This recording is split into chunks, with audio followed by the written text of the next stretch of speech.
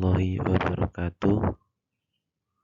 Kami dari kelompok 2 akan mempresentasikan tentang dasar hukum dan sejarah peradilan agama.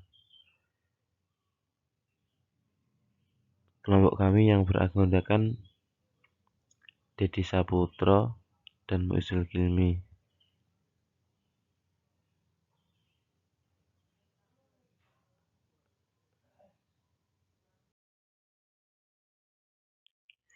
Yang pertama yaitu dasar hukum peradilan agama.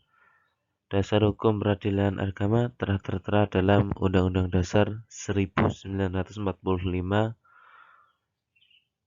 dalam pasal 24 yang terdapat pada ayat 1 menjelaskan bahwa kekuasaan kehakiman merupakan kekuasaan yang merdeka untuk menyelenggarakan peradilan guna menegakkan hukum dan keadilan. Dalam ayat 2 dijabarkan bahwa kekuasaan kehakiman dilakukan oleh sebuah Mahkamah Agung dan badan peradilan yang berada di bawahnya dalam lingkungan peradilan umum, lingkungan peradilan agama, lingkungan peradilan militer, dan lingkungan peradilan tata usaha negara, dan oleh sebuah Mahkamah Konstitusi. Kemudian pada ayat ketiga ditegaskan lagi bahwa badan-badan lain yang fungsinya berkaitan dengan kekuasaan kehakiman diatur dalam undang-undang. Kemudian sejarah peradilan agama. Peradilan agama di Indonesia telah ada sejak zaman kerajaan-kerajaan Islam, seperti Kerajaan Islam Samudra Pasai di Aceh, Kerajaan Islam Mataram di Jawa Tengah, Kerajaan Islam di Banjarmasin, Makassar, dan selainnya. Pemenang peradilan agama pada saat itu meliputi perkara perdata, bahkan pidana. Di zaman pemerintahan Hindia Belanda, peradilan agama berkembang di daerah-daerah dalam keadaan tidak sama, baik namanya, pemenangnya, maupun strukturnya. Kemudian, pada tahun 1882, peradilan agama yang lahir dengan nama Brisentrop, majelis atau pengadilan pendeta, sebetulnya tidak sesuai karena yang dimaksudkan adalah pengadilan agama bagi orang Islam. Didirikan setiap tempat di mana terdapat pengadilan negeri atau al-dan.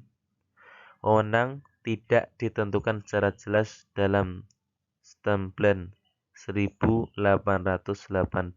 nomor 152 yang menjadi dasar eksistensinya.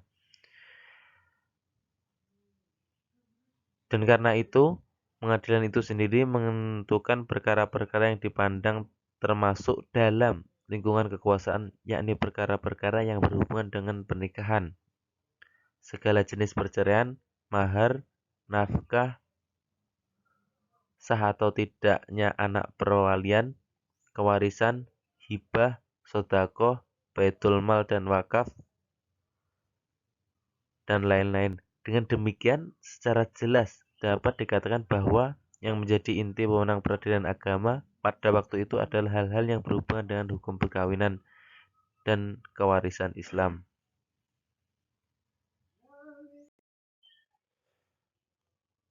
Adapun kekuasaan pengadilan agama Mahkamah Syariah itu menurut ketetapan pasal 4 PP nomor tahun 1954 adalah sebagai berikut. Pertama ialah pengadilan agama atau mahkamah syariah memeriksa dan memutuskan perselisihan antar suami istri yang beragama Islam dan semua perkara yang menurut hukum yang hidup diputus menurut agama Islam yang berkenaan dengan nikah, talak, rujuk, mas kawin atau mahar, tempat kediaman, mut'ah, dan sebagainya. Hadanah, perkara waris, mawaris, hibah, sodakoh, baitul mal, dan lain-lain berhubungan dengan itu. Demikian pula memutuskan perkara perceraian dan pengesahan bahwa syarat talak sudah berlaku.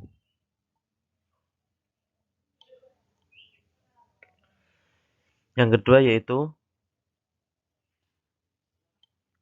pengadilan agama atau mahkamah syariah tidak berhak memeriksa perkara-perkara tersebut dalam ayat 1 jika untuk perkara itu berlaku lain daripada hukum agama Islam. Apabila dibandingkan dengan kekuasaan pengadilan-pengadilan agama di Jawa dan Madura, yaitu hadhanah, perkara waris, wakaf, hibah, sodakoh, baitul mal, dan lain-lain yang berhubungan dengan itu, kelihatannya kekuasaan pengadilan agama atau mahkamah syariah lebih luas daripada kekuasaan pengadilan agama di Jawa dan di Madura.